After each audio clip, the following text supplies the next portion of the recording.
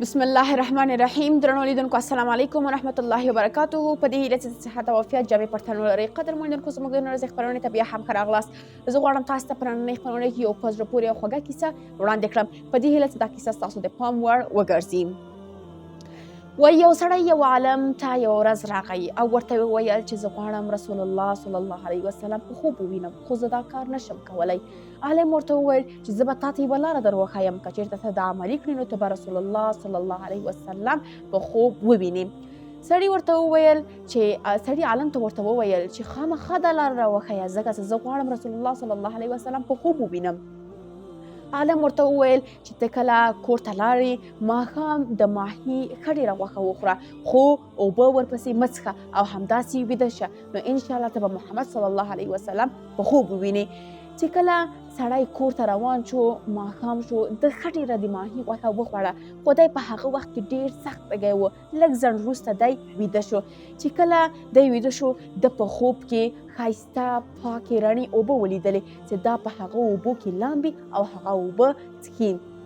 چې کله سهار دی له خوب څخه راویښ سو، راپاڅېد، دی ځان سره حیران شو چې خو محمد صلی الله علیه وسلم په خوب ونه لید.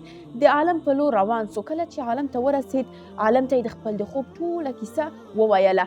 عالم ورته وویل چې ته په هغه وخت کې د اوبو په فکر کې ویده وې، تا ته په هغه وخت کې له هر څه نه اوبه ډېرې ګرانې وې چې تا باید په هغه وخت کې اوبه څښلې ولې، نو ته په هغه وخت کې ډېر سخت تږی ولې، په همدې خاطر ته په خوب کې اوبه ولیدلې او محمد صلی الله علیه وسلم دې ونه لید.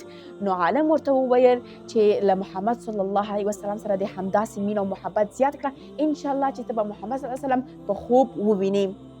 نو دا وه زموږ د نن ورځې خوږه کیسه. درنو لیدونکو، په محمد صلی الله علیه وسلم باندې ډېر زیات درود شریف لوستل دا هم ډېر اجرونه او ثوابونه لري. الله تعالی دې موږ ټولو ته د محمد صلی الله علیه وسلم دیدار او شفاعت را په نصیب کړي. نو اوس به په محمد صلی الله علیه وسلم باندې یو ځل ټول درود شریف ووایو. اللهم صل على محمد وعلى آل محمد كما صليت على إبراهيم وعلى آل إبراهيم إنك حميد مجيد. اللهم بارك على محمد وعلى آل محمد كما باركت على إبراهيم وعلى آل إبراهيم إنك حميد مجيد. الله تعالی د محمد صلی الله علیه وسلم د قیامت په ورځ موږ ته خپل شفاعت را په نصیب کړي.